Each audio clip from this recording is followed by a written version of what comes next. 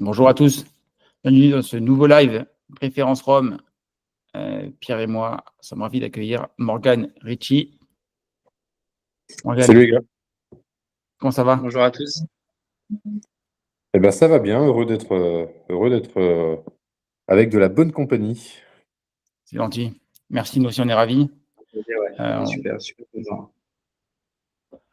On avait parlé de toi au tout début de Famille Ricci et depuis, il y a plein de choses qui sont en train de se faire actuellement, comme on peut le voir en bas à droite de l'écran, et d'autres choses à venir dans le futur. Donc on s'était dit que c'était le moment de se revoir, de rediscuter et de mesurer rapidement tout le chemin parcouru. Alors, je vais rapidement vous montrer de quoi nous allons parler aujourd'hui. On va parler de l'histoire de famille Ricci rapidement. Ensuite, on parlera de domaine Ricci, pourquoi, comment. Et ensuite, on parlera des autres activités que tu vas développer Morgane avec tes équipes. Donc, voilà, c'est le programme du jour. Pierre, il manque quelque chose, tu penses? Il y a quelque chose que tu voulais évoquer ou Non, moi ça me va bien, le programme me va bien. Ouais, ça correspond un peu aux petites questions que j'avais mis de côté, donc non, ça roule bien. Magnifique. C'est pour moi. Ok, donc Morgane, est-ce que tu peux nous rappeler brièvement comment est née Famille Ricci, s'il te plaît? Bien sûr. Donc Famille Ricci est née d'une passion qui est arrivée assez tôt finalement dans ma carrière professionnelle, puisque j'ai toujours travaillé dans le milieu des alcools, plutôt dans le vin et champagne d'abord, et puis au fur et à mesure, je me suis dirigé vers les spiritueux, jusqu'au jour où, dans ma cave, je me disais, quand même sur le rhum, il y a des choses à faire, parce qu'il y a il y a une étendue de possibilités qui est quand même, assez grandiose, et moi qui ai toujours aimé, créer des choses, je me voyais bien, mettre un peu, ma créativité, dans ce métier-là. Et donc, j'ai décidé de parcourir un peu les distilleries. Et il y a une rencontre qui a vraiment fait que les choses, m'ont boosté. C'est la rencontre avec, Guillaume Ferroni, qui, comme à son habitude, a été un grand homme, un homme, avec un grand cœur et avec plein de bienveillance, et qui m'a donné plein de, petits tuyaux. Alors ça peut être des choses, qui peuvent paraître anodines, mais pour moi ça avait de l'importance, et ça m'a aidé à mettre en place et à structurer, mon projet. Et donc suite à ça, j'ai continué à me former plus intensément, à faire, plein d'essais, dans mon garage, jusqu'au jour où ça y est, je savais ce que je voulais faire, et donc j'ai lancé, Famille Ricci. Oui, donc ça, c'était, enfin, ce temps de gestation du projet, c'était avant 2020, c'est ça, autour de 2020 ou un peu La avant? gestation, en fait, l'idée du projet est née en 2015, et j'ai ouvert la société en 2019. Donc il y a eu quand même 4 ans, de travail, de recherche, de visites, de rencontres, d'essais avant de lancer finalement, Famille Ricci. Ouais, c'est intéressant parce qu'on a souvent du mal à mesurer ça du côté consommateur. On a l'impression que on se dit c'est des nouveaux qui débarquent et on n'a pas forcément l'impression qu'il y a eu tu vois il y a eu ces temps-là en fait de gestation. C'est c'est assez impressionnant et c'est assez intéressant. C'est que ouais, pour avoir la vision de quand on voit des nouveaux acteurs débarquer, un petit peu de mecs qui se disent allez je me lance un petit peu comme ça et du coup on voit que c'est des projets quand même qui sont travaillés et d'ailleurs c'est sûrement pour ça aussi que ça perdure au final je pense parce que c'est que des espèces de feux de paille on en voit passer des marques qui sortent quelques bouteilles et qui disparaissent quasiment aussi vite et c'est que là il y a un sacré chemin parcouru et du coup, tiens, j'en profite. Du coup, là, je vais peut-être un peu vite en besogne par rapport à l'histoire que tu voulais raconter, mais en gros, moi, ça fait combien d'embouteillages depuis le lancement de la société? Tu saurais Alors, dire? non, mais ça, c'est marrant comme question parce qu'on me la pose de plus en plus souvent. Peut-être va falloir que je me dise que c'est peut-être parce qu'on en fait trop. Mais en vrai, je ne sais pas répondre. Je D'accord. ne suis pas en capacité de te répondre. Je pense que Je pense que entre les cuvées officielles et puis les cuvées qu'on a embouteillées pour d'autres et les collabs qu'on a fait avec certains aussi, à mon avis, on doit être entre 130 et 160 cuvées, je pense. Ça ne m'étonne pas qu'on te la pose souvent à la question, hein, parce que tu vois, quand on vient sur les salons, il y a quand même votre stand, il est impressionnant à chaque fois, quoi. Là, au Whisky Live, c'était sûrement le stand de la robe galerie avec le plus de choix, je pense sans problème, et assez loin en fait. Donc il y a ce côté opulence un petit peu enfin, où il y a beaucoup de choses, quoi. Chez Richie, il y a beaucoup de choses, il y a beaucoup de. On en parlera peut-être après, mais il y a beaucoup de gammes, il y a beaucoup de produits, et c'est que on sent qu'il y a un côté presque hyperactif dans les sorties qui est assez intéressant. Donc, Ouais. ouais, plus d'une centaine en tout cas. Moi, j'avais juste une remarque à faire par rapport à Pierre, ce que tu disais, par rapport aux embouteilleurs qui viennent, qui font quelques bouteilles. Je pense que Morgane, toi, tu arrivé avec une volonté d'en vivre tout de suite, quoi. C'était pas une activité à côté. Tu avais cette volonté dès le début de monter ta boîte pour, comme tout le monde, pour pouvoir manger à la fin du mois. Et c'était pas juste une petite passion comme ça à côté, c'était vraiment une volonté claire Professionnel, ouais. d'en vivre et de monter, gravir les échelons, quoi. Bah, oui, clairement. Et en fait, alors après, ça dépend des schémas de vie, ça dépend des contraintes et ça dépend des caractères et tempéraments de chacun. Mais c'est vrai que je suis une personne dans la vie de tous les jours, mes proches, et puis peut-être vous, certains l'auront remarqué, quand je fais les choses, je les fais à fond. J'y mets mon cœur, j'y mets mes sentiments, j'y mets mon énergie et je suis obligé de fonctionner de cette façon. Si c'est pour faire les choses à moitié, je les fais pas. Tu vois, c'est tout con, hein, l'image, je sais pas si elle va parler, mais j'aime donner en fait, hein. Et quand je dis j'aime donner, en fait, ça rejoint un peu ce que Pierre, tu disais. Exactement. Où sur les salons, on avait beaucoup de choses sur le stand. On pourrait clairement mettre vachement moins de choses parce qu'au final, des fois, c'est même problématique d'avoir autant de choses sur le stand. Euh, mais sauf que ben, j'aime partager, j'aime faire goûter, j'aime que les gens ils passent un bon moment et puis qu'ils arrivent à trouver quelque chose qui leur plaise. Donc c'est aussi pour cette raison qu'on a des stands avec des line-up des fois qui sont costauds. Alors justement, en parlant de line-up costaud, Pierre, tu l'avais évoqué à demi-mot. Est-ce que tu peux nous dire en 3 mots, s'il te plaît, Morgane, parce que 2, ça va être compliqué, parce que les différentes gammes que tu as et les spécificités un petit peu, on va dire, en termes de, je ne vais pas parler de cible parce que ça serait pas correct, mais en termes d'assemblage ou pas d'assemblage, en termes de degré, etc. Est-ce que, voilà, parce que je sais que derrière chaque série, il y a une philosophie. Est-ce que tu peux nous en parler un petit peu, s'il te plaît? Bien sûr, bah en fait, quand j'ai créé Family Richie, j'avais dans l'optique en fait de créer déjà une gamme courante. Moi, je me ça une gamme courante parce qu'on la produit continuellement, mais une gamme qui est dédiée en fait à un consommateur plutôt néophyte, qui est à la recherche d'éducation et de connaissances. Donc, on a créé une gamme à la base qui s'appelle donc Dynasty et une gamme Influence. Ça, c'est ce avec quoi on a commencé et c'est ce avec quoi d'ailleurs on s'est rencontré, Simon, au 1802.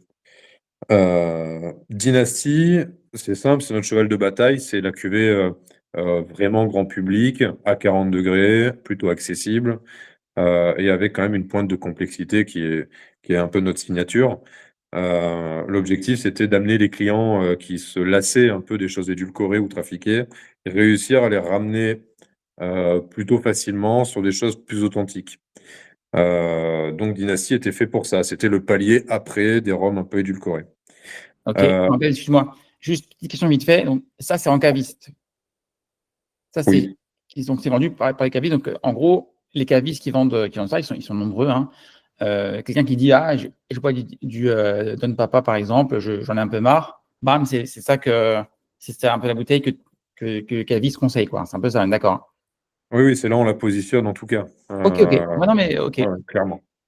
Ensuite, ben, il y avait la gamme Influence qui était finalement l'étape d'après. C'est une gamme à 46 degrés, donc un peu plus pointue, mais qui restait quand même toutefois accessible parce qu'on travaillait beaucoup sur l'intégration de l'alcool, sur la texture qu'il pouvait y avoir, et on essayait de garder quand même un petit peu de gourmandise. Alors, soit par le côté pâtissier, comme sur notre cuvée Influence 3, ou soit par un côté plus fruité ou plus floral sur les influences 1 et 2. Donc la gamme Influence, c'était voilà, l'étape d'après. Ça plaît à la fois aux néophytes, ça peut également plaire à un public plus averti, qui n'a pas forcément envie de se prendre une décharge avec un truc à 60 degrés tous les soirs, quoi. C'est Donc sûr. c'est un peu là où on l'a positionné, Donc avec ça, comme maître mot ouais, l'influence pardon. du bois. Ok. Et ça, c'est des blends de deux origines, c'est ça, hein? C'est des blends de 2 origines avec des vieillissements avec un process d'élevage un peu différent suivant les cuvées, et où le bois amenait vraiment une plus-value aromatique à la cuvée. Donc c'était vraiment l'influence du bois, finalement. Donc ça, c'est quand on a commencé, et puis ensuite, il fallait poursuivre le chemin. Et donc, l'étape d'après, c'était de toucher forcément les personnes qui ont un palais un peu plus aguerri. Et donc pour ça, on a créé la gamme Volte-Face, qui est donc notre gamme brute de fût, avec une première expérimentation qu'on a lancée au Rhum Society, 2e édition. C'est donc une édition limitée, et c'est une cuvée qui a vraiment fait mouche auprès de cette clientèle cible-là, clientèle plus avertie, avec quelque chose qui offrait un plaisir de dégustation, une intensité de dégustation, un rapport qualité-prix qui était vraiment, vraiment sympa. On l'a fait une 2e fois, ça a autant marché que la première, et on a décidé d'en faire une gamme de 3 avec à chaque fois des assemblages de 2 à nouveau différents. Et la philosophie de cette gamme, c'était intensité et gourmandise. Il fallait qu'en face de l'intensité, j'ai la gourmandise. Et D'accord. ensuite, donc ça, on l'a gardé pendant. On est resté comme ça pendant 2 ans, et puis ensuite, toujours dans cette philosophie d'éducation, dans cette philosophie de faire voir des choses différentes, on a créé 7e symphonie. 7e symphonie, donc assemblage agricole mélasse, avec une version d'abord la première année à 49 degrés. L'objectif, c'était simple, comme le constat d'ailleurs était aussi simple. Le grand public, lorsqu'il arrive, il boit des choses édulcorées ou trafiquées au départ, c'est une généralité, hein. Derrière, ils vont prendre des choses plutôt type Rhône, mais plus authentiques. Mais l'agricole, il vient vraiment, vraiment, vraiment après. C'est souvent un peu dur au début. Et donc, on avait envie de faire une cuvée où on retrouvait les notes aromatiques de l'agricole, mais avec l'accessibilité, la douceur de la mélasse. Et donc, on a fait 7e symphonie avec un assemblage Biel et Foursquare, où on avait un peu cet équilibre-là. Ça permettait donc de se familiariser à ces notes de l'agricole, à mettre un pied plus facilement dans ce type de profil. Voilà. Après, il y a une gamme quand même de single cask avec, de une seule origine, avec tous les vieux Biel, YouFoot, etc. Ça, c'est quelle Ouais. série, ça? C'est quelle c'est Ça, Exception. c'est donc la gamme Exception. Ouais. Gamme Exception, oui, effectivement. Alors là, on s'adressait vraiment à un public averti et aussi un public qui était passionné, parce que c'est des bouteilles qui sont d'un certain budget. Alors, il y a 4-5 ans, elles étaient plus raisonnables qu'aujourd'hui. Mais en tout cas, ça s'adressait à un public qui était capable de mettre une somme un peu plus conséquente pour vraiment avoir un moment de dégustation encore plus intéressant. Donc, Exception, c'était des single casques, effectivement, de plus de 18 ans. Hop. Pardon, j'ai juste un appel. Ah, ça s'est coupé, excusez-moi. Un cher confrère qui m'appelait. Donc oui, voilà, des single casques exceptionnels, d'un âge exceptionnel, et sur lesquels, pour le coup, on n'avait plus cette casquette d'assembleur, mais on pouvait toujours avoir un peu d'élevage. Voilà, c'était minime, mais on pouvait toujours avoir un côté élevage chez nous dans nos chais. Ensuite, on a développé une autre gamme de séries limitées, qui est la gamme OVNI, où là, c'était l'assemblage de ces single casques exceptionnels. Donc souvent, en fait, chaque année, quand on voyait sortir les exceptions, on pouvait se dire que dans les OVNI qui suivaient après, il pouvait possiblement y avoir telle ou telle origine, de tel ou tel âge. Voilà. Et ça, au début, ça a été assez décrié parce que on touchait un peu aux intouchables et c'était un sacrilège de marier certains noms d'un certain âge avec d'autres choses. Et en fait, au fur et à mesure des salons, des dégustations qu'on a pu faire, et puis suite aussi du coup, aux récompenses qu'on a pu avoir sur cette gamme-là, euh, et ben l'opinion s'est un peu détendue. Et puis l'opinion a été un peu plus favorable. Et puis finalement, c'est rentré au fur et à mesure des années dans la tête des gens que le fait d'assembler deux choses magnifiques pouvait aussi faire des choses encore plus sublimes. Alors, c'est pas la même façon de le déguster. On n'est pas à la recherche d'un terroir, forcément, ou d'une tradition, d'une histoire, d'une culture. C'est un instant dégustation où il faut un peu poser le cerveau et laisser venir ce qu'il y a. Et donc ensuite, on a fait la gamme Zodiac, toujours dans l'esprit de faire des rhums avec une belle complexité. C'est un peu le même principe que la gamme OVNI, sauf qu'on voulait rendre les choses un peu plus abordables, avec des budgets qui restent encore plus ou moins accessibles pour un public assez large. Euh, et on a joué sur le Zodiac parce que je trouvais ça sympa de pouvoir déjà s'offrir son signe, regarder un petit peu si le caractère, le tempérament du jus ressemblait un peu au signe auquel on l'associait. Et il y avait ce travail de recherche aussi de mon côté qui était intéressant, où en fait je m'éclate vraiment à faire cette gamme-là, quoi. Donc voilà, ça fait pas mal de choses déjà. Ça fait pas mal de choses, ouais. Et c'est vrai que enfin, à titre perso, c'est vrai que la gamme Zodiac, elle me parle pas mal. Enfin, niveau profil de dégust, c'est que je suis pas forcément un grand fan sur le principe des blends. Enfin, c'est Oui. pas quelque chose, c'est pas dans ma culture de dégust. J'ai plutôt, enfin, nous avec Simon, on boit beaucoup d'agricoles en fait, donc on n'a pas trop cette habitude-là de déguster des blends de multi. Et en fait, sur la gamme Zodiac notamment, j'ai un peu ravalé mon jugement sur cette logique. Alors quand je parle de blend, c'est pas enfin, c'est Richie, mais c'est la même chose chez Ferroni ou chez d'autres confrères. Voilà, c'est pas trop compliqué de déguster. Et sur cette gamme-là, j'ai vraiment trouvé pas mal de produits en fait qui sont super. Vraiment, j'ai beaucoup apprécié. Et notamment, je le dis, on en a parlé dans la vidéo sur le Whisky Live, mais le blend, alors je peux dire une bêtise parce que je suis de mémoire, mais le blend de Nicaragua TDL, il me semble. Oui.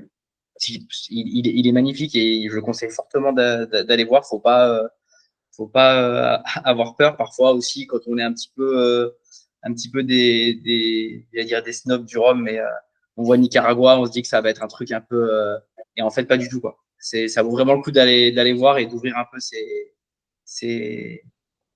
d'ouvrir un petit peu ses horizons quoi. Voilà. Donc voilà, je vais juste te mettre un petit mot parce que on le dit souvent en fait dans nos vidéos et dans nos articles, on n'est pas forcément hyper axé. En tout cas, c'est pas le cœur de notre dégustation. Il y a Toel qui fait des super blends qu'on a apprécié aussi. Il y a plein de choses qui nous plaisent, mais souvent on a plutôt tendance quand même à aller vers des single casques ou aller vers des distilleries. Et c'est vrai que sur cette gamme-là, notamment la gamme Zodiac, ça m'a vraiment réconcilié avec le principe en fait, parce que c'est vraiment l'idée d'arriver à trouver à créer un produit qui est mieux que les deux produits. Toujours un peu la même chose qu'on dit en fait. En gros, le but, je pense que c'est ton but aussi, c'est que ton produit final il soit meilleur que les deux produits séparément, sinon ça sert à rien. Dans l'idée, Nous, c'est ce ou qu'on dit, meilleur, ou en tout cas qu'il effectivement. apporte quelque chose, qui est un truc qui en ressort. Quoi. Et c'est que sur cette gamme-là, c'est assez bluffant. Ouais. Ouais. Et en Je plus, sais pas si on pourrait dire meilleur, mais moi, effectivement, de toute manière, je trouve de manière générale, lorsque c'est bien travaillé, je trouve qu'un assemblage peut aller plus loin qu'un single casque. Et en fait, je pense que j'ai rencontré beaucoup de personnes un peu comme vous, hein, qui à la base étaient un peu fermées sur ce principe de blend, qui préféraient goûter un terroir, une distillerie, une façon de produire. Sauf qu'en fait, à un moment donné, tu connais très bien chaque distillerie. Ton palais s'est habitué à ces choses-là. Et tu es aussi en quête de vivre une expérience, en quête de nouveautés. Exactement. Et en fait, ce que je dis maintenant, par rapport à ce que je remarque, Au début, je me situais un peu en entre-deux. On savait pas trop où nous mettre, dans quelle case nous mettre. Et en fait, maintenant, c'est plus clair dans mon esprit. C'est en fait, nous, on est après. En fait, c'est plus facile de venir chez nous après. C'est-à-dire, tu fait le tour, tu connais un peu tes bases, tes distilleries, et cetera. Tu as envie de vivre une nouvelle expérience. Bah, c'est chez nous que tu vas pouvoir, peut-être la trouver. Voilà. Ouais. Ah, c'est intéressant parce que du coup, on aurait pu plus penser à l'inverse. Et en fait, c'est vrai que ça fait sens ouais, de se dire que voilà, on connaît un petit peu nos classiques et là, on veut un peu de surprise et on veut un petit peu, surtout être un petit peu, sortir de nos zones de confort en fait. Et c'est assez intéressant. Ouais.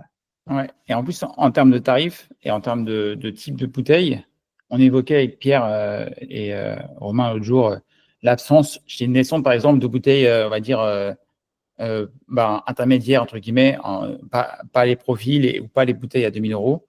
Et je trouve que cette gamme Zodiac, où les bouteilles elles sont entre 100 et 150 euros, hein, c'est ça, grosso modo. Ouais, 540. Ouais. Ouais. En fait, c'est bien parce que ça reste un prix, c'est un budget, mais c'est accessible quand même. Quand t'es comme nous, amateurs, bah, tu peux te l'offrir. Hein, c'est pas une bouteille à 2000 euros. Donc c'est bien. Ça fait une belle bouteille, mais que tu peux t'acheter. Et quand tu as un pote ou deux, trois potes qui boivent un peu, enfin qui dégustent un peu plutôt, hein, pas ceux qui boivent trop, justement, bah, tu peux sortir cette bouteille parce que tu sais qu'ils vont apprécier. Et c'est bien fait. Alors, hop, on passe à la deuxième étape de notre périple. Donc là, tu as lancé il y a un mois, euh, il y a un mois pile poil, Oui, fin c'est là. septembre. Domaine Ricci, là, la démarche, elle est très différente, Oui. en tout cas pour ce que j'en sais. Euh, donc, moi, j'ai deux petites questions très simples. Déjà, est-ce que tu pourrais nous parler un peu de la démarche Domaine Ricci et pourquoi tu as fait ce choix de travailler avec des domaines indirects? Alors, bah, déjà, on travaillait déjà hein, avec des domaines en direct. On va pas se le cacher. Hein, on travaille à la fois avec des distilleries, à la fois avec des brokers, comme tout le monde. Hein, faut pas être hypocrite. Euh, mais en fait, euh, du fait qu'on ait cette philosophie d'éleveur-assembleur et qu'on soit pas un simple embouteilleur indépendant entre guillemets, et ben on oubliait souvent la base de notre travail qui est la sélection.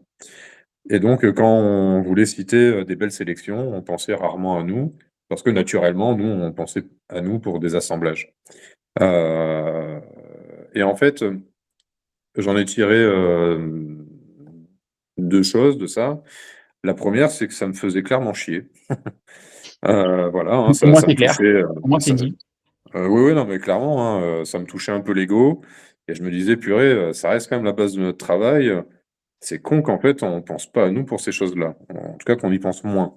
Donc ça, c'était le premier constat, en fait. Et la deuxième, je me suis dit, vis-à-vis des distilleries pour lesquelles je travaille, qui me font confiance et qui me vendent leur jus, bah, en fait, peut-être que je les remercie pas assez, je les mets pas assez en avant. Et donc, ben, l'un et l'autre m'ont amené sur la même voie, finalement. C'était de créer une gamme qui leur est finalement dédiée et dédiée à ce travail de sélection. Et donc, on a mis du temps, hein, j'ai mis 2 ans entre le moment où j'ai commencé à penser à ça et le moment où donc c'est sorti, le mois dernier. On savait pas si on allait faire ça sur Family Ricci avec encore une gamme différente ou s'il fallait, carrément, créer une autre marque. Et en fait, je pense que c'était plus cohérent de créer une autre marque parce que Family Ricci, on a cet ADN de vouloir, mettre notre patte avec des vieillissements, des assemblages et je trouvais plus de cohérence à faire une marque dédiée à ça. Heu et donc bah, finalement, il en est sorti Domaine Ricci, avec ce petit slogan Distillerie Ambassador où, on avait cette volonté, de remercier, nos partenaires en mettant en avant des jolies sélections, provenant de leur chai, et en sélectionnant donc le meilleur de leur savoir-faire, voilà. Et ce qui permettait, encore une fois, de mettre notre travail de sélection plus en évidence et à la fois, de rentrer, un peu plus dans ce travail, d'ambassadeur de distillerie. Et donc, pas que du rhum chez Domaine Ricci. Et donc, effectivement, pas que du rhum. Alors ça vient d'une autre volonté de diversification. Cette volonté de diversification, en fait, chez Famille Ricci, on l'avait depuis le départ. Moi, à la base, au départ, mon premier coup de cœur sur les spiritueux, c'était le cognac. Et je trouvais le cognac magnifique, élégant, complexe. Et j'adorais cette philosophie d'assemblage. C'est pas pour rien qu'on a cette philosophie d'assemblage sur le rhum. Ça provient de cet amour pour le cognac et des process de production du cognac. Et sauf que j'avais envie de créer des choses et que je me suis dit que le cognac, ça allait être compliqué parce qu'avec le cahier des charges qu'il y a, c'était moins évident, beaucoup moins évident même, de pouvoir mettre ma patte. Et c'est pour ça que j'ai trouvé que le rhum était en adéquation avec ce que je voulais faire. Là maintenant, dans l'esprit Domaine Ricci, moi je suis rassasié sur le fait de vouloir créer des choses avec Famille Ricci. Donc ça me permet sur Domaine Ricci de pouvoir me diversifier et montrer d'autres choses que j'apprécie, autre chose que le rhum. Ouais, en plus, tu embouteilles, on peut dire ça comme ça, tu embouteilles des distilleries, des marques, des distilleries qu'on aime bien, hein. Domaine de Glace, Pasquet, je crois, etc. Donc, nous, on a commencé dans le rhum. Donc, nous, notre amour premier, c'est le rhum. Et c'est vrai que, comme toi, en fait, on arrive à un moment où on a rien produit, si ce n'est un peu de contenu écrit quand même, hein, et quelques vidéos, mais on arrivait à vouloir goûter autre chose. Et c'est vrai que on en parle depuis 2 ans maintenant, pas mal. Tout ce qui est whisky, cognac, armagnac en France, on n'a pas besoin de faire 1000 km pour aller aux Antilles. On peut avoir un spiritourisme de qualité, enfin en tout cas goûter des jus très très très très bons, plus près, quoi. Donc c'est très agréable. Donc c'est une belle, c'est un très très beau projet. Est-ce que tu peux juste nous rappeler en 2 mots, Morgane, les quelques bouteilles que tu as sorties là pour cette première édition, et si tu as un petit teasing éventuellement, des sorties pour Noël éventuellement, je ne sais pas si tu as un ou deux trucs prévus pour Noël. Alors, en quelques mots, déjà, on n'oublie pas d'où on vient, donc du rhum. Donc, sur Domaine Ricci, il y a 4 rhums qui sortent. Dans un premier temps, le Paparouillot, un Paparouillot vieux. On a un blanc brut d'alambic de chez Rosemont, donc distillerie canadienne, qui travaille sur de la mélasse distillée en alambic charentais. Et on a 2 cuvées assez Bologne. exclusives de chez Bologne. Mm. Donc un blanc brut de Colonne et un élevé sous bois. Donc ça, c'est pour la partie rhum. Ensuite, on a donc 2 whiskies du domaine de Haute-Glace, un single malt et un single rye, tous deux en brut de fût et avec des vieillissements qui sortent un peu de l'ordinaire et qui amènent vraiment un spectre supplémentaire à ces 2 whiskies-là. On a donc un cognac de chez Pasquet, donc une petite champagne 98, tout en élégance et avec un peu d'exotisme aussi. Et on a un armagnac de chez Rounagle, sur un armagnac Ténarès de 73, donc un bon vieux pépère, mais qui a gardé quand même un peu de fraîcheur, un peu de peps, et toujours une note un peu exotique que j'aime bien. Et pour finir, la surprise du chef, sûrement ce qu'on attendait le moins, une liqueur de verveine d'une distillerie à côté de chez moi, à Nice, première distillerie niçoise, distillerie Maralpa, qui fait des choses sublimes. C'est un gros geekos, un gros passionné qui travaille sur de la cueillette sauvage majoritairement. Donc voilà, joli produit. Ça, c'est pour ce qu'on a présenté et ce qui va sortir sur donc une première série. Et ça va être donc disponible d'ici 2 semaines. C'est déjà un gros programme, ouais. Sacré line-up, ouais.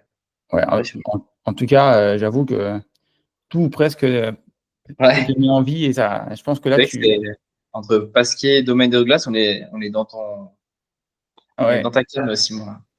Ouais, exactement. Et donc, il y aura d'autres choses après? T'as une petite exclue pour préférence Rome ou pas? Ouais, une petite exclue. Suite au Whisky Live, je suis resté quelques jours en plus sur Paris. Et on devait aller en Belgique rejoindre Spa. Mais avant Spa, j'ai fait un petit détour par le Calvados. Euh, j'ai fait quelques maisons et j'ai sélectionné deux belles choses d'un domaine que j'ai toujours apprécié, qui est le domaine Roger Groult. Euh, et donc, on a sélectionné un blanc assez particulier, un brut d'alambic, issu d'une triple distillation, sur la fermentation, sur de la fermentation indigène. Enfin, voilà, quelque chose de franchement très surprenant, très glouglou à la fois. Enfin, moi, ça m'a mis une vraie claque. Et on a sélectionné un Calvados de chez eux aussi, de plus de 20 ans. euh, qui a vraiment une belle complexité, une belle palette aromatique. La complexité est dure à aller chercher sur le Calvados. Ouais, Et, exactement. et là, j'ai trouvé ça sympa d'avoir toujours un peu cette pomme qui était un peu mielée pour le coup, mais avec à côté des notes fruitées, des notes florales qui venaient compléter. C'était assez sympa. Donc ça, et une petite liqueur d'agrumes aussi, pour faire quelque chose d'un peu plus local à nouveau. Une petite liqueur d'agrumes qui va être vraiment pas mal pour les fins de repas. Si tu dis local, c'est quoi? C'est un citron de menton, c'est ça? Si je... Pas que, il y a du citron de menton, mais il y a aussi des oranges amères, il y a des clémentines, voilà, des choses qui poussent sur nos arbres également. Donc non, c'est quelque chose de local, pas que de menton. Très bien. Non, mais c'est marrant que tu aies dit ça par rapport au Calvados. Et j'ai failli te couper en disant que Calvados, c'est sympa, j'aime bien. C'est un côté fruit, enfin, voilà, la pomme un peu caramélisée, etc. C'est toujours sympa, mais je trouve que ça manque parfois un peu de complexité. Et tu l'as dit au moment où j'ai failli te couper. Donc, c'était, voilà, c'est très bien. Et écoute, super. Bravo pour ce projet de Merici. Pierre, tu as un petit mot à dire peut-être ou... Alors là, sur le projet, je suis quand même assez impressionné de la quantité de références. Et c'est vrai que c'est un genre, ce que tu disais au début, où quand tu vas dans un truc, tu vas pas à moitié, quoi. Et là, c'est que nos nouvelles séries, ça part avec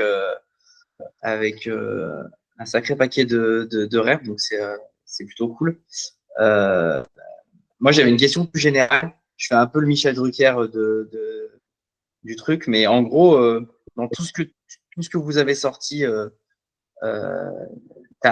si tu dois sortir une de bouteilles vraiment qui t'ont, tu vois, qui sortent du lot pour toi, en tout cas, c'est pas forcément l'embouteillage le plus rare le plus, mais celui qui te parle le plus. Celui qui me parle le plus, ça va être sûrement le quintessence. Les cuvées quintessence en général, parce que ça rejoint complètement en fait ma philosophie de travail et ce que j'ai envie d'avoir dans un verre quand je le déguste, c'est-à-dire une grosse complexité, une dégustation qui est étagée avec des layers différents à fur et à mesure que le verre s'épuise. Euh, Quintessence, je le dis parfois sur les salons, mais c'est ce que j'appelle un rhum de philosophe ou un rhum à émotion. C'est quelque chose où tu discutes et tu peux te faire une longue discussion avec ton verre. Et c'est ce que vraiment j'apprécie. Pour moi, on est au summum de la qualité de ce que doit être un spiritueux. Donc, intéressant, on est d'accord que c'est la bouteille que tu as goûtée en fin d'année avec une répartition plus ou moins importante des cuvées, enfin, une partie des cuvées de l'année, c'est ça, hein?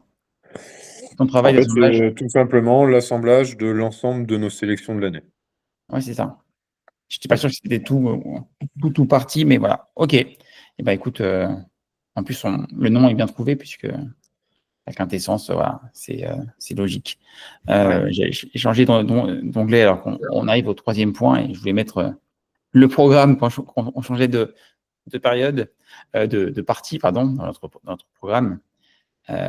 Donc, on a discuté l'autre jour avant le Whisky Live et tu as pas mal de projets là à Mougins autour de ton lieu de production, etc. Donc, est-ce que tu peux nous en parler un petit peu, Morgane, s'il te plaît? Ouais, et ben effectivement, c'est aussi pour ça que on a peut-être moins vu ces derniers mois que d'habitude. Mais donc oui, on a ce projet donc distillerie notamment qui arrive avec ben, le déménagement dans un nouveau local qui n'est pas le local de notre projet initial, parce que peut-être vous l'avez vu passer, mais notre projet initial, c'est l'achat d'un domaine donc sur Mougins, là où on est, pour faire un véritable lieu de vie, lieu de culture, lieu de patrimoine, lieu de production évidemment. L'objectif, c'était de faire un musée de 500 mètres carrés dédié aux spiritueux. C'était de faire un bar sur le toit de la bâtisse au milieu des pins pour avoir un lieu de convivialité. C'était de faire une école de formation, c'est d'avoir une boutique, c'est d'avoir des jardins dans lesquels on pouvait se reposer, se détendre. Là, on n'est pas là-dessus, pas encore, parce qu'il y a eu un recours de l'opposition à la mairie sur notre projet, donc il faut attendre que ça soit jugé. Sauf que j'allais pas attendre 3, 4, 5 ans à me morfondre sur le fait que ça n'arrive pas.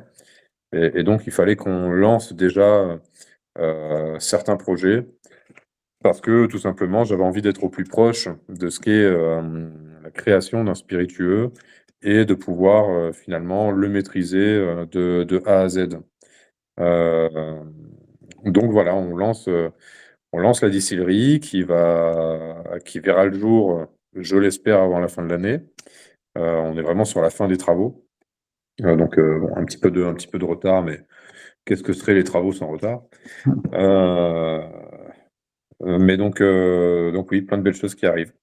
Donc la distillerie, avec en ligne de mire de faire le premier whisky de la Côte d'Azur, et également le premier whisky à Yester. Donc il y a pas mal de formations, de recherche, de développement et de travail, notamment avec des personnes de qualité qui m'aident dans cette aventure-là. Je peux citer notamment Benjamin Gallet qui m'aide beaucoup sur les différents process. Ça sera vraiment là où on va aller chercher la notoriété avec notre distillerie. On va vraiment se concentrer majoritairement sur le travail du whisky. Et ensuite, on aura aussi un travail sur du gin, des eaux de vie de fruits, voilà, des choses en complément pour pouvoir parcourir différents univers et pouvoir s'amuser à créer vraiment des spiritueux pour tous les palais. Super. Eh ben, c'est un sacré programme, Morgane. C'est un sacré programme et voilà, j'ai hâte que ça voit le jour parce que ça fait quelques mois qu'on attend, quelques années même que le projet est en cours.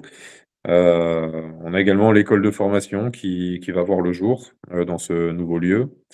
Une école de formation qu'on monte donc avec des personnes de qualité, notamment Cyril Mald, qu'on associe à notre projet, qui va nous créer pas mal de contenu et d'autres personnes dont pour l'instant je tais les noms, des personnes que vous connaissez bien dans le milieu et que vous apprécierez, j'en suis sûr. Ça sera donc des formations majoritairement destinées aux cavistes, voilà, nos amis cavistes, pour les aider à acquérir plus de compétences encore sur ce qu'est un spiritueux et les aider à les promouvoir avec les bons outils. Donc voilà, on va se concentrer là-dessus. Et après, il y aura aussi des formations pour des commerciaux, des brand ambassadeurs, des blogueurs, des passionnés. Voilà, il y aura des formations qui s'adresseront un peu à tout public, un peu comme mes gammes de spiritueux. Ouais, franchement, c'est super. Et tu vois, nous, ce côté pédagogique, il nous parle, hein, parce que on peut le dire clairement, les guides qu'on a fait, en tout cas en version blog, on est les seuls à l'avoir fait. Hein, donc, guide du débutant, guide amateur éclairé, comment déguster, etc. Donc ouais, on est carrément là-dedans, donc c'est super. Et ce qui est marrant, c'est que je me rends compte que, en tout cas, dans ta démarche, Rome, bon, c'était plus assemblage, nous, voilà, mais c'est la même chose. Après, différents SPI, etc. Bah, voilà, on est là-dedans et ce côté pédagogique, ce côté partage, qui est un peu inhérent à notre domaine, milieu du rhum et des spiritueux. En fait, on a un peu la même démarche et ça fait plaisir, Morgane, de voir que Ça fait plaisir dans les deux sens. Hein. ça fait plaisir que ça se fasse plaisir. Alors, c'est doublement plaisir. Non, mais c'est vrai, tu vois, parce qu'on dit souvent, enfin, on dit, moi, je ne suis pas là-dedans, mais c'est dur d'entreprendre en France, patati patata. Ben, tu montres, en tout cas, avec des nuits courtes, c'est possible, et du dévouement, voilà. Donc tu fais beaucoup et voilà, Pierre et moi, on voulait discuter avec toi de tout ça et te le dire, quoi, que c'est ce que tu fais, c'est louable et ta volonté de toujours partager, etc., de t'adresser à différentes cibles aussi, parce que souvent, on associe une marque à une cible, entre guillemets, et toi, tu as réussi à toucher C'est tout le monde. peut-être enfin, je trouve le plus dur et du coup la plus grosse réussite pour moi, hein, quand je vois c'est d'arriver justement je redis sur ce que disait Simon, à toucher plein de cibles. Voilà, moi je l'ai dit un peu à demi-mot tout à l'heure sur les blends, mais moi sur la création de la marque à l'origine, ça m'a pas beaucoup parlé. Je le dis clairement, c'est pas parce que je vais pas faire semblant d'être le fan de la première heure. Et en fait, tu vois, j'en ai parlé après avec la gamme Zodiac, avec les single casques, pardon. En fait, c'est venu à un moment que, tu vois, au début, voilà, les premiers produits, j'ai apprécié, c'était pas forcément pour moi. Il y avait un petit peu la charte graphique, un peu, ça me parlait pas beaucoup, en fait, clairement. Et du coup, ce que vous faites maintenant, ben, voilà, moi, j'ai 4-5 bouteilles qui me plaisent énormément dans les sorties actuelles. Et globalement, voilà, la démarche, elle me parle de plus en plus, alors que j'étais pas forcément la cible de départ. Et c'est vrai que c'est ça qui est assez impressionnant, c'est d'être capable à la fois de garder ces produits d'entrée de gamme et surtout, je trouve que c'est presque le plus important, c'est d'arriver à en fait faire lâcher les produits trafiqués et sucrés. Parce qu'en fait, il y a plein de gens qui se font une fausse idée de ce que c'est le reste du rhum. En fait, et ils ont l'impression qu'ils vont boire des trucs imbuvables et machin, alors que c'est pas vrai. Et il y a des choses qui peuvent paraître même largement aussi fruitées, aussi exotiques, aussi faciles qu'un truc. Et du coup, d'arriver à la fois à faire revenir ces gens-là dans des vrais spiritueux, en fait, dans des vrais produits, c'est super dur. Et en même temps, d'arriver à produire des choses qui vont contenter un peu les geeks. Et en plus, on est quand même dans un milieu où, et comme dans tous les milieux où tu as un peu des fans et un peu des gens pseudo-spécialistes ou qui sont à fond, les gens, ils sont assez impitoyables aussi. C'est-à-dire que, tu vois, il va y avoir du jugement très vite et on a vite tendance à chercher à mettre un peu les gens dans des cases, en fait. Et justement, d'arriver à être dans plusieurs cases, en fait, enfin, il n'y a pas beaucoup de maisons qui arrivent à parler à la fois aux mecs qui démarrent et aux geeks et aux mecs qui connaissent super bien. Donc voilà, je rebondis sur ce que disait Simon parce que pour moi, c'est vraiment moi, je vous ai pas découvert. Enfin, j'ai connu la marque quand elle est sortie, mais j'ai réellement découvert Richie depuis 2 ans où vraiment j'ai des produits qui m'éclatent en fait. Et c'est vrai que enfin, cette montée enfin, je sais pas si c'est une montée d'ailleurs, je sais pas si je m'exprime bien, mais en tout cas, voilà, d'arriver à toucher un max de gens, C'est marrant que tu dis ça, Pierre, parce que, Martin, je te coupe, excuse-moi, mais parce qu'on a pu penser que nous, c'était finalement la gamme exception qui allait plus nous parler. Et en fait, non, c'est vrai que moi, l'an dernier, c'était le bélier. Là, c'est l'autre blend, Pierre, tu parlais tout à l'heure, un Nicaragua TDL. Voilà, et moi, pareil, je l'ai évoqué pendant le live, notre épisode YouTube. Moi, le dantesque que tu avais sorti pour 1802, le Nicaragua, j'ai trouvé extrêmement réussi et c'est ça qui m'avait ouvert les yeux sur le Nicaragua. Donc, ouais, c'est ça. il y a un Nicaragua Finish Chandel aussi. C'est ça, hein, dans les Zodiac, qui est top aussi. Qui vient, enfin, qui est sorti là, il y a tout récemment, oui. Ouais, tout récemment, ouais. La cuvée Lyon. Ouais. celui-là aussi. Pareil, tu vois, enfin, j'en reviens. Enfin, je parle de mes goûts, etc. Sur le principe, tu me dis Nicaragua finish Anden. Franchement, c'est parce qu'on est en salon que j'y vais et parce que voilà, c'est pas un truc sur lequel je vais aller naturellement. Et parce que justement, je me dis, ouais, il y a un mec qui s'est dit qu'il fallait prendre un rhum du Nicaragua pour le mettre dans un fût d'Anden. Tu vois, waouh, tu sais, faut quand même oser, hein, non, mais clairement, parce qu'il y a aussi le risque quand même, peut-être que ça vous arrive, je sais pas, de sortir un truc et puis te dire, ah ouais, mais en fait, on n'aurait pas dû. Et ça marche super bien, quoi. Et du coup, c'est là que je me dis que on est, tu vois, j'en parle un petit peu avec Simon quand on fait les salons, on a tendance à aller toujours vers les trucs qu'on connaît parce qu'on sait qu'on va aimer et chercher. Et en fait, je me dis que tu vois, j'étais un peu con toutes ces années à pas forcément aller regarder ces produits-là parce que c'est des trucs qui me parlaient pas. Et en fait, voilà, typiquement celui-là, c'est un truc qui m'a bluffé aussi. Ouais, mais le problème de Richie, c'est que le stand, il est toujours blindé, donc c'est compliqué aussi de. Au Rumfest cette année, il y avait 4 rangées de personnes à chaque fois durant tout le week-end. Donc, C'était même angoissant en fait, hein. D'ailleurs, on m'avait pas beaucoup vu sur mon stand, c'est parce que vraiment j'ai fait waouh. Tu vois, alors j'ai eu la chance que j'avais bien staffé et que j'ai une équipe avec moi qui est formidable. Et du coup, je me suis dit, je vais laisser les copains prendre les vagues les petits et jeunes. moi, je vais en profiter pour voir les confrères et finalement, j'ai travaillé pour la suite. Donc non, c'était rigolo. Et en fait, pour rejoindre ce que vous disiez un peu, c'est vrai que finalement, c'est c'est plus facile de rester sur des choses qui nous parlent, des choses qu'on connaît. C'est plus réconfortant, on a moins peur d'y aller.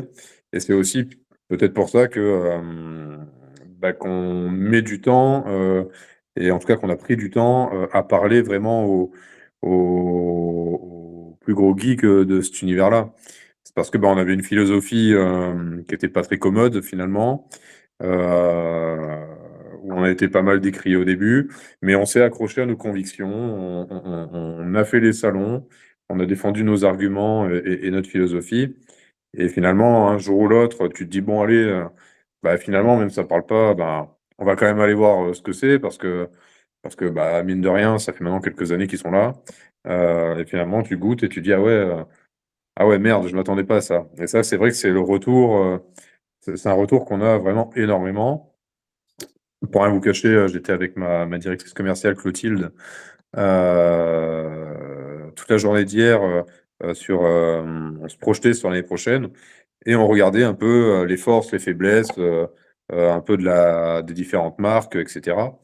Et c'est vrai que du coup, on se faisait un peu les retours qu'on avait sur les salons et on a eu beaucoup de retours dans ce sens-là. Ouais, merde, qu'est-ce que j'ai fait pendant ces années à pas y aller alors qu'en fait, on se prend on se prend quand même des claques. Ouais, on arrive au bout du live, mais j'ai juste encore un dernier petit mot à dire. Encore une fois, on parle de contre-pied depuis tout à l'heure, et je trouve que votre image de marque, comment dire, toute la storytelling, pardon, le storytelling autour des loups, etc., ça va un peu à l'encontre des bouteilles qu'on voit en ce moment, qui sont très artistiques, etc. Vous avez un parti pris qui est fort. Et je trouve que, tu vois, le fait de partir sur des blends, là où l'époque est plus une seule origine, et mettre des étiquettes très colorées, qui sont belles, hein, je pense à celles de Zodiac, par exemple, sont très belles, mais elles sont très colorées, quoi. C'est un peu toute une C'est pas histoire, là où les conventionnel. autres sont parfois un peu plus abstraits. Je pense que les gens qui connaissent le milieu savent de quoi je fais allusion. Les deux sont bien, mais vous êtes plus dans une démarche qui est la vôtre. Et au début, on se dit, en fait, c'est quoi ces loups? Et puis, au bout d'un moment, on comprend, on rentre un peu dans votre univers et t'as pas lâché, quoi. T'es pas sorti avec des bouteilles, même si Tommy Ricci, c'est différent, mais c'est une autre marque, donc c'est normal. Mais pour Famille Ricci, t'es resté fidèle à cet esprit du début et t'as pas cédé, en tout cas, j'ai l'impression, peut-être que c'est le cas, mais voilà, au mode des bouteilles. Alors, encore une fois, les bouteilles sont belles, mais c'est plus, c'est moins, comment dire, c'est moins artistique que d'autres. Et je trouve ça très bien parce que je me plains pas mal en ce moment du côté très collectionniste des bouteilles de rhum, où en fait on va acheter une bouteille parce qu'elle est belle et parce que le jus doit être pas mal, mais on ne sait jamais parce qu'on n'ouvre pas. Et je pense que, enfin, j'en suis même sûr, les gens qui achètent une bouteille de Ricci, c'est pour l'ouvrir et souvent avec des potes parce que c'est pas non plus hors de prix. Donc bravo Morgane parce que tu as des convictions et tu vas au bout. Et parfois, il y a des fois où ça marche un peu moins bien, j'imagine. Mais en tout cas, le train avance et il avance vite et bien. Et tu restes enfin, même si tu évolues, bien évidemment, mais en tout cas, tu es resté fidèle à tes principes de départ, tout en évoluant dans ces principes de départ pour aller chercher d'autres choses, etc., sans rester figé dans ce que tu faisais. Et c'est beau. Donc, bravo Morgane et à toute ton équipe parce que au début, tu étais tout seul, enfin, vous étiez deux, après ton frère t'a rejoint, puis là, vous êtes 3, 4, 5, 6, et avec la distillerie, vous êtes peut-être 10, 12. Et dans 4 ans, on fera un nouveau live et tu auras acheté une île, dans les Caraïbes et tu auras mis 3 distilleries dessus. Et... Une île, peut-être pas, mais une distillerie, peut-être. On ne se ferme pas la porte. Bah oui, je n'ai pas dit ça par hasard. Hein. J'imagine bien que après, s'il y a besoin d'un poste de gardien de série, je pense à moi. Hein. Je veux bien. Enfin, le matin, j'ouvre, le soir, je ferme. Je fais un tour. J'y penserai avec plaisir. Mais c'est vrai que effectivement, on avait une philosophie à défendre, on continue à la défendre. Finalement, on est fier d'être unique, de faire des choses uniques, de faire des cuvées uniques. Et finalement, c'est aussi réconfortant de voir que, on parlait des nouveaux acteurs tout à l'heure, mais de voir qu'il y a de plus en plus de nouveaux acteurs, mais aussi certains anciens, qui se sont finalement mis à faire des blends. On en voit beaucoup plus maintenant, on n'en voyait pas avant. Et donc on est assez fiers chez Famille Ricci d'avoir été un peu les précurseurs de cette philosophie d'assembler des choses audacieuses ensemble. Voilà. Eh ben, écoute, tu peux en être fier. Bon, on a fait quasiment 1 heure, les gars, c'était super. Et franchement, je trouve ça super intéressant. J'espère que ça vous plaira, messieurs, dames. Si vous êtes jusque-là, si vous avez tenu les 56 minutes, je crois, de ce live, là, je pense que ça mérite un pouce, un abonnement. N'hésitez pas à le faire. Si vous avez zappé le milieu, vous pouvez quand même mettre un pouce et vous abonner. On vous remercie. Morgane, merci beaucoup. Et si vous ne mettez pas de pouce, on ira vous chercher. Ouais, on a des traceurs, on a des loups qui vous suivent à la trace. Pierre, merci beaucoup. Merci à vous. Et merci les gars, merci encore de votre invitation. Merci à C'était toi, cool cet Morgane. échange. Je vous dis à bientôt. Salut. Salut.